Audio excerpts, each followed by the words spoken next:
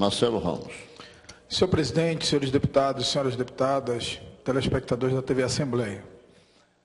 Senhor presidente, eu hoje lhe estarrecido a postura dos 3 senadores do estado do Amazonas, senador Eduardo Braga, senador Alfredo Nascimento e senadora Vanessa Graziotin, acerca da votação sobre o fim do voto secreto no Congresso Nacional.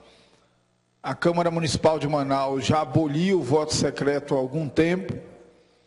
Nós, no início deste ano, abolimos qualquer possibilidade de voto secreto nesta casa e assistimos estarrecido os 3 senadores do Amazonas caminharem na contramão da história, na contramão do que anseia o povo brasileiro. Os argumentos são os mais estapafúrdios possíveis. O argumento do senador Alfredo Nascimento é de que o voto secreto deve ser mantido para vetos e nomeação de ministros, porque isso garante autonomia e proteção ao Poder Legislativo. Traduzindo, o senador Alfredo Nascimento quis dizer que senadores e deputados federais não têm independência em relação ao Executivo se o Executivo souber como votam nessas matérias. Ora, quem não tem coragem de contrariar o Executivo para votar qualquer matéria no Parlamento, não honra o mandato que exerce. O senador devia ter vergonha dessa declaração. Essa é uma declaração submissa e vergonhosa.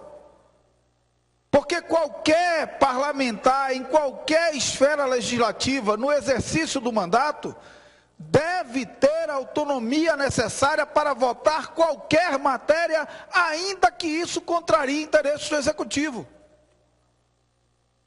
Mas vem o senador Eduardo Braga e diz que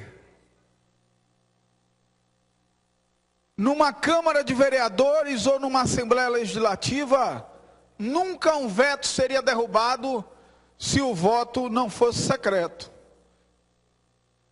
Talvez o senador fale pela experiência autoritária na relação dele com a Assembleia Legislativa enquanto foi governador.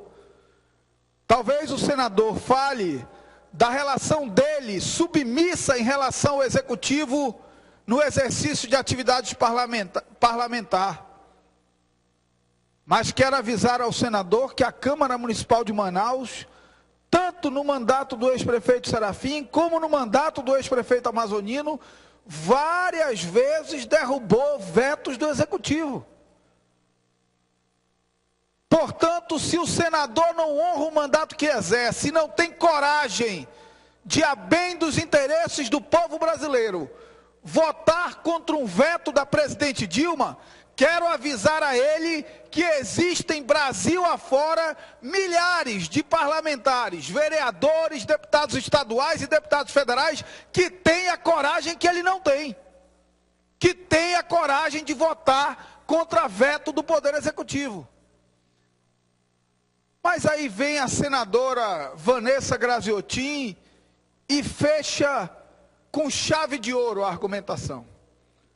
A senadora Vanessa Graziotin diz que não vê a democracia como sinônimo de voto aberto no parlamento. Ou seja, diz que não combina com democracia voto aberto no parlamento. E justifica absurdamente, ridiculamente, no dispositivo constitucional que trata de sigilo da fonte. Eu quero lembrar 2 coisas à senadora Vanessa Graziotin. Primeiro, lembrar do surgimento da ideia de democracia, que remonta à democracia grega, deputado Washington Regis, onde reuniam-se em praça pública e levantavam as mãos para votar. Ninguém usava máscara, ninguém se escondia, não tinha painel eletrônico. As pessoas expressavam a sua vontade e o seu desejo, mostrando qual era a sua vontade e o seu desejo, para quem quisesse ver. E o segundo argumento, aí sim de natureza constitucional, e eu sei o artigo de cabeça, mas fiz questão de trazer a esta tribuna, a Constituição Federal, que os 3 senadores do Amazonas juraram respeitar, que no seu artigo 1º, parágrafo único, que é uma cláusula pétrea, que não pode ser modificado nem por emenda constitucional, mas apenas por uma nova Assembleia Nacional Constituinte, dispõe: todo poder emana do povo, que o exerce por intermédio de representantes eleitos, direto ou indiretamente, nos termos desta Constituição. O que se extrai desse dispositivo?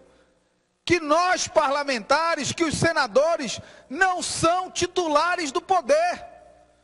São intermediários do titular do poder, que é o povo. Portanto, o deputado estadual, o deputado federal, o senador, o vereador, quando vota, independente de qualquer matéria, inclusive na condição de eleitor para escolher um ministro do Supremo, ou um membro do Conselho do Tribunal de Contas, ou um desembargador, ele vota em representação. Ele vota representando o titular do poder. E a Constituição é absolutamente clara de quem é esse titular do poder: o povo. Portanto, não tem cabimento que o intermediário que somos nós tenha o direito de votar sem com que o titular do poder, que é o povo, saiba como ele votou. Parlamentar que tem medo do executivo não honra o mandato que exerce. Mas o que me admira mais, deputado Luiz Castro, não é o cidadão ter medo do executivo, é ele ter coragem de verbalizar isso, de dizer: não, eu preciso do segredo do voto para vez ou outra votar contra o interesse do executivo na escolha de um ministro ou na decisão sobre um veto. Não é só ser submisso e não honrar o mandato que exerce. É ter coragem para declarar sua demissão, sua submissão. Isso beira o ridículo. E, infelizmente, a posição dos 3 senadores do Estado do Amazonas envergonham o povo do Estado do Amazonas. Ouço o deputado Luiz Castro. Deputado Marcelo, no meu pronunciamento, e depois o deputado Zé Ricardo também foi na mesma direção, nós repudiamos essa atitude dos 3 senadores do Amazonas. Mas quero lhe falar com sinceridade: a minha convicção, e eu não tenho como prová-la, mas vou fazer uso da minha imunidade parlamentar para afirmar o que eu estou colocando aqui, a minha impressão, não é essa justificativa aí do medo de votar abertamente contra o Executivo, não. A intenção é manter uma reserva de poder secreta, para negociações secretas, para entendimentos secretos, porque essa é uma prática antiga nesse país, uma prática de: olha, se não atender o meu pedido aqui, nós não vamos poder também garantir de atender o seu pedido ali. Mas, sendo secreto, fica sempre aquela dúvida, porque se a coisa ficar muito difícil, como o voto foi secreto, dizer: não fui eu. Não fui eu que votei contra, foi alguém que não ficou satisfeito com você. Fica um jogo sujo, espúrio dos bastidores, onde o poder executivo passa a ser refém de negociações que não são de interesse da sociedade. Não são negociações de defesa de interesse coletivo, mas de espaços de poder, de nomeações, coisas pequenas, reservas de mercado de poder no voto secreto. É isso que os senadores não querem declarar e que eles deveriam ter a coragem de declarar. Querem manter uma reserva de poder secreta, uma reserva de poder sobre a qual a população não tome ciência. No meu entendimento, o que está segurando essa questão do voto secreto do Senado. O resto é só desculpa, é conversa mole para boi dormir. Os 3 senadores do Amazonas têm que tomar cuidado com a imagem política deles, porque aqui houve uma marcha de 80 mil jovens no final de junho, onde eles cobravam, jovens e não jovens, o fim do voto secreto. E esta casa aqui aboliu, pelo voto de todos os seus parlamentares, o voto secreto. Os senadores estão lá, distantes, mas vai chegar a hora do voto. Hoje, o senador Eduardo Braga, ele está aí falando muito à vontade, com um programa caríssimo de rádio, Fala Senador, muito dinheiro para patrocinar um programa desses, né?